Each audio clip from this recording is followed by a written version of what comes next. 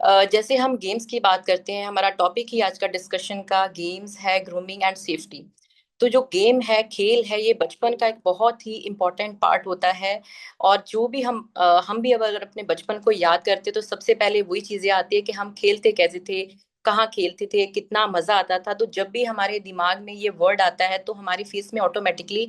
एक स्माइल आ जाती है, खुशी आ जाती है, और बहुत सारी अच्छी मेमोरीज हमारी गेम्स के साथ अटैच है। लेकिन जब हम आज के टाइम पे देख रहे हैं कि जो गेमिंग का मोड है, जो प्लेटफॉर्म है, वो फिजिकल वर्ल्ड से हट के ऑनलाइन वर्ल्ड की तरफ हो गया है। क्योंकि जो बच्चे ऑनलाइन गेम खेलते हैं, ऐसा नहीं है कि हम टेक्नोलॉजी को बुरा बोल रहे हैं कि टेक्नोलॉजी से जो गेम्स बच्चे खेलते हैं वो गलत है। टेक्नोलॉजी हमारे लिए बहुत सारे अच्छे कंपोनेंट्स लेके आती है, बेनिफिशियल्स होती है, ये टेक्नोलॉजी ही है। बट इसके कुछ बहुत से हिडन रिस्क होते हैं जिस पे बात करना और जिस पे एक्शन लेना बहुत जरूरी होता है। वैसे ही केसेस हैं ऑनलाइन गेमिंग के कि बच्चे गेम्स जो ऑनलाइन गेमिंग में जाते हैं, जो गेम्स उनको हैप्पीनेस देनी चाहिए, जिनसे उनकी ग्रोथ होनी चाहिए, उनकी कॉग्निटिव डेवलपमेंट होनी चाहिए, उसकी जगह पे हम देख रहे हैं कि बच्चे बहुत सारा मेंटल अब्यूज का शिकार हो रहे हैं, सेक्सुअल अब्यूज बच्चों के साथ हो रहा है, वो ट्रॉमा में जा रहे हैं, और उनकी पर्सनैलिटी, उनकी आइडेंटिटी पे जो है वो क्वेश्चन मार्क हो गया है। तो ये एक बहुत ही चिंता का विषय बन जाता है, बहुत ही हमारे लिए एक टास्क बन जाता है कि ऐसा क्यों हो रहा है।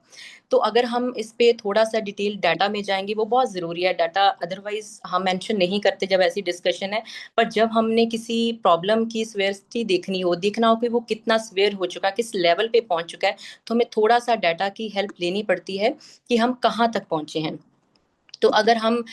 DQI की एक रिपोर्ट आई थी जिसमें उन्होंने अराउंड 63% जो वर्ल्ड की पॉपुलेशन है, उनका डाटा कलेक्ट किया था कि कितने लोग, कितने बच्चे साइबर क्राइम से जो है वो इफेक्ट हो रहे हैं। तो उनकी रिपोर्ट के अकॉर्डिंग ऐसा था कि उन्होंने मेंशन किया कि 8 से 12 साल की उम्र के जो बच्चे हैं, उनमें से उन्होंने डाटा कलेक्ट किया और उन्होंने देखा कि 10 में से 6 बच्चे जो ऐसे, out of 10 6 children are suffering from cyber related offences. और ऐसा ही एक डाटा है जिसमें ये मेंशन है कि हर 2 में से 1 बच्चा जो है साइबर बुलिंग का जो है वो शिकार हो रहा है। तो अगर हम इंडिया की बात करें, ये ऑल ऑल ओवर वर्ल्ड की मैं बात कर रही हूँ, अगर हम इंडिया के परस्पेक्टिव से देखें तो एनसीआर भी अपना क्राइम का हर साल अपना डाटा जो है वो जो है पब्लिश करते हैं। तो जो लेटेस्ट डाटा आया था वो 2022 में आया था। तो उसके अकॉर्डिंग अगर हम देखें कि बच्चों के अगेंस्ट, बच्चों के ऊपर साइबर रिलेटेड जो ऑफेंस हो रहे हैं वो कितने हो रहे हैं, तो आप देखोगे कि 2022 में जो डाटा है उसके अकॉर्डिंग 1823 चिल्ड्रन जो है वो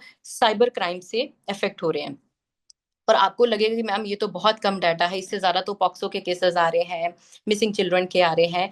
डाटा, ये जितना डाटा आपको कम लग रहा है, अगर आप इसको प्रीवियस ईयर्स के साथ कंपैरिजन करोगे तो लास्ट जो 22 से पहले का एनसीआरबी का डाटा था, उसके अकॉर्डिंग ये प्रीवियस ईयर से 32% इंक्रीज हुआ है। मतलब 32% केसेस इंक्रीज हुए बच्चों के अगेंस्ट साइबर रिलेटेड ऑफेंसेस। और इसमें मेजोरिटी में, मोर देन, आप बोलो कि मेजोरिटी में 1100 के करीब जो केसेस है वो सिर्फ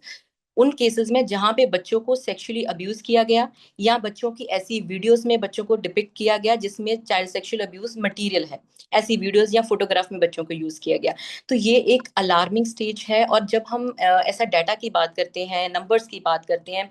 तो हम सिर्फ नंबर्स को देख रहे हैं, बट उस नंबर के पीछे वो जिंदगियां हैं, वो बच्चे हैं, वो हर एक नंबर एक बच्चा है जिसने वो उसको, उस अब्यूज को एक्सपीरियंस किया, जिसके साथ वो सेक्सुअल अब्यूज हुआ, जिसके साथ वो साइबर बुलिंग हुआ, जिसके साथ एक्सप्लॉइटेशन हुआ, जिसको ट्रैफिकिंग किया गया, जिसको मैनिपुलेट किया गया। तो वो एक बच्चा इफेक्ट नहीं हुआ, बच्चे के साथ उसकी फैमिली, वो जहां जहां रहता है, उसका पूरा लाइफ, उस बच्चे का, उसका फ्यूचर, वो सारा इफेक्ट हो गया। तो जब हम स्ट्रेटा बात करते हैं कि इतने नंबर ऑफ चिल्ड्रन अफेक्ट हुए, तो वो नंबर, एक एक नंबर भी हमारे लिए एक चिंता का विषय है कि वो एक भी बच्चा क्यों इफेक्ट हुआ साइबर क्राइम से। तो नेक्स्ट हम जब बात करते हैं कि ये जो इफेक्ट है ये सिर्फ ऑनलाइन नहीं है। जब हम बात करते हैं कि ऑनलाइन गेम्स बच्चे खेल रहे हैं, नॉर्मली हमारी डिस्कशन पेरेंट्स की ये रहती है कि बच्चा एडिक्टेड हो रहा है, बहुत टाइम गेम्स पे स्पेंड कर रहा है। पर इसका जो इफेक्ट है गेमिंग का, वो इससे बहुत आगे जाके है। सेकेंडली, ये सिर्फ मेंटल हेल्थ तक जो है स्ट्रिक्ट नहीं है, इसके साथ साथ फिजिकल इफेक्ट होती है बच्चे की। सोशल, जो बच्चे ने कनेक्शन बनाना है, नॉर्मल गेम्स में बच्चा फिजिकल सारे सेंसेस यूज करता है, मेमोरीज डेवलप होती है, पर वही ऑनलाइन गेमिंग में जो उसने समाज के साथ मिलजुल के एक रिश्ता बनाना है, वो वहां पे भी फॉल कर जाता है, वहां पे भी वो अच्छे से सोशल नहीं बन पाता। थर्डली है कि सिर्फ बच्चा मेंटल या फिजिकली या साइकोलॉजिकल इफेक्ट नहीं हो रहा, उसके साथ साथ बहुत से केसेस है बच्चा जो अनलॉफुल एक्टिविटीज में भी इन्वॉल्व हो रहे हैं, ट्रैफिकिंग में इन्वॉल्व हो रहे हैं। और आपने जब पबजी गेम आई थी तो आपने बहुत सारे केसेस सुने होंगे कि कहीं बच्चे ने एग्जॉस्ट बच्चा हो गया, बहुत लंबा समय गेम खेल रहा था तो उसने अपने जो है उसकी डेथ हो गई। कहीं उन्होंने बहुत सारा डेट ऊपर हो गया, बहुत सारे खर्चा कर दिया तो उसने सुसाइड कमिट कर लिया।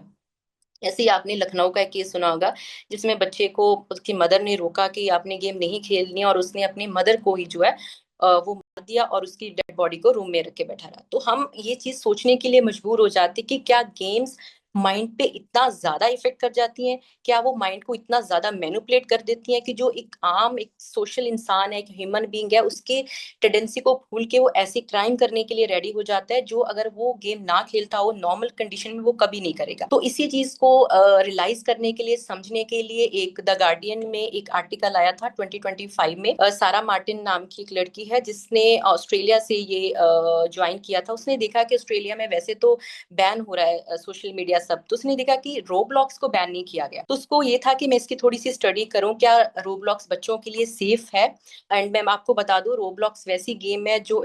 वर्ल्ड में सबसे ज्यादा सेकंड नंबर पे आता है कि सबसे ज्यादा खेली जाती है। तो उसने as a 8 year old girl के नाम से अपने आप को रजिस्टर्ड किया रोब्लॉक्स में, और प्रॉपर उसने पेरेंटल कंट्रोल लगाया, जो जो सेफ्टी मेजर्स होते हैं वो सारे अडॉप्ट किए जो आज हम डिस्कस करने वाले, उसने सब वो वहां पे मेंशन किए। पर even after that when she entered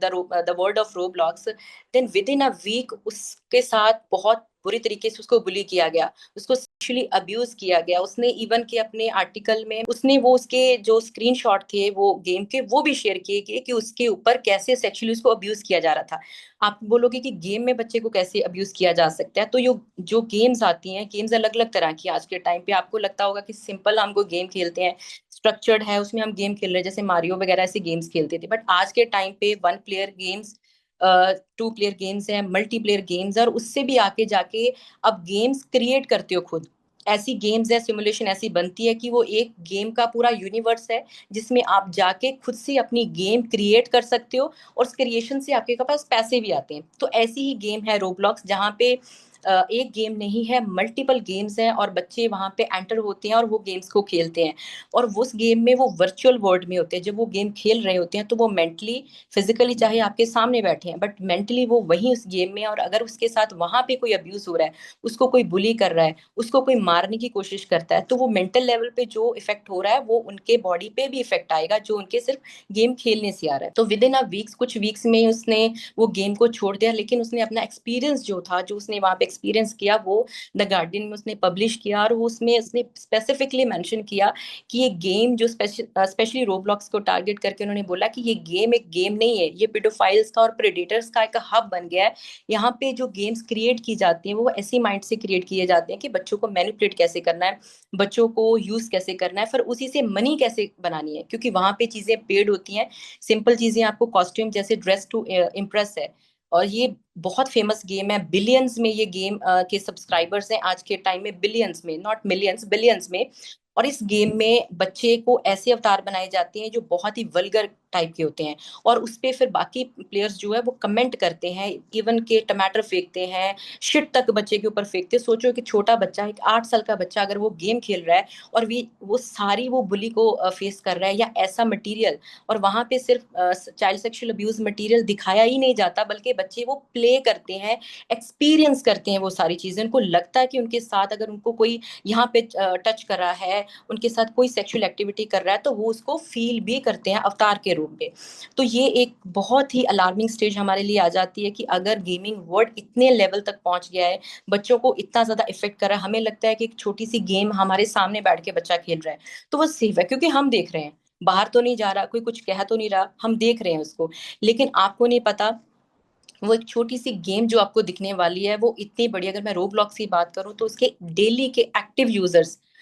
151.5 million daily के एक्टिव यूजर्स हैं। उसमें से एज पर ये डाटा कहीं बाहर का नहीं है, ये डाटा रोब्लॉक्स की अपनी ऑफिशियल साइट का है। और उसमें से 35% जो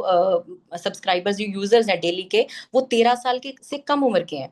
और उसमें से मेजॉरिटी में जो यूजर्स होते हैं वो 17 ईयर से कम उम्र के हैं। तो आप खुद अंदाजा लगा लो, जब एक अडल्ट 8 साल की बच्ची बन के वो गेम खेल रही थी तो उसके साथ इतना अब्यूज हुआ। वो तो बड़ी थी, उसने गेम छोड़ दी, उसको सब पता था क्योंकि वो टेस्ट कर रही थी। बट हमारे बच्चे जो छोटे हैं, 8 साल का, 10 साल का, 12 साल का, वो उस गेम जोन में है जहाँ पे वो उस सिटी में है कह लो, या उस यूनिवर्स में है जो मुंबई से 12 गुना बड़ा है, जो टोक्यो से 4 गुना बड़ा है। बच्चा हमारे सामने बैठा है, वो गेम खेल रहा है, पर वो उस वर्ल्ड में है जहां में मुंबई से 12 गुना बड़ी पॉपुलेशन है। और उसमें प्रीडेटर्स हैं, पिडोफाइल्स हैं, उसमें ऐसे गेम्स के क्रिएटर्स हैं, बच्चे बहुत क्रिएटर्स हैं जिन्होंने अपनी फैंटेसीज को, अपनी उन चीजों को जो रियल वर्ल्ड में वो नहीं कर सकते, उन्होंने गेम्स क्रिएट किए और टारगेट कर रहे हैं बच्चों को। और मैं इसको नई फॉर्म का चाइल्ड लेबर बोलती हूँ कि जब हम फिजिकल वर्ल्ड में चाइल्ड लेबर बोलते हैं, बट गेमिंग में जो बच्चे गेमर्स बन रहे हैं, जो क्रिएटर्स बन रहे हैं, वो अपनी एजुकेशन को छोड़ के, अपनी सोशल लाइफ को छोड़ के इजी मनी कमाने के लिए ऐसी गेम्स को जो है वो क्रिएट कर रहे हैं। तो एक नए फॉर्म की चाइल्ड लेबर जो है वो हमारे सामने अभी कुछ टाइम पे इस पे डिस्कशन भी स्टार्ट हो जाएंगी, वो आने वाली है। तो ये हमारे लिए एक चिंता का विषय मेरे लिए इसलिए ये सबसे ज्यादा बना, क्योंकि जब हम स्कूल्स में अवेयरनेस प्रोग्राम्स पॉक्सो पे करने के लिए जाते हैं तो हम बच्चों से जब पूछते हैं, मैंने वैसे ही रैंडमली एक बार पूछा, वैसे मेरा पॉक्सो पे रहता है, पर मुझे था कि मैं पूछूं बच्चे गेम्स कौन सी खेलते हैं। तो आप मानोगे नहीं कि 6th ऑनवर्ड, 6 के बच्चे सबसे ज्यादा हाथ खड़े होते थे कि मैं गेम खेलता हूँ, मैं फ्री फायर खेलता हूँ, मैं फोर्टनाइट खेलता हूँ, मैं रोब्लॉक्स खेलता हूँ, मैं चैट भी करता हूँ। तो मेरे लिए उस टाइम वो एक गेम नहीं थी जिसको हम एक शायद लेमैन की नजर से देखें तो वो एक गेम खेल रहे हैं। मेरी आंखों के सामने वो दृश्य था कि इतने मिलियंस लोगों के सामने, और वो लोग किसी भी देश के, किसी और कंट्री के किसी भी कॉर्नर में बैठे हो सकते हैं। वो प्रीडेटर्स भी हो सकते हैं, वो पिडोफाइल्स भी हो सकते हैं, वो ट्रैफिकर्स भी हो सकते हैं। तो वो बच्चा वहां पे जाके चैट कर रहा है, गेम खेल रहा है, तो वो कितना उनके लिए अनसेफ है। तो ये इसीलिए हमारे माइंड में ये आया कि हम एक ऐसा प्रोग्राम स्टार्ट करें जिसके जरिए हम इस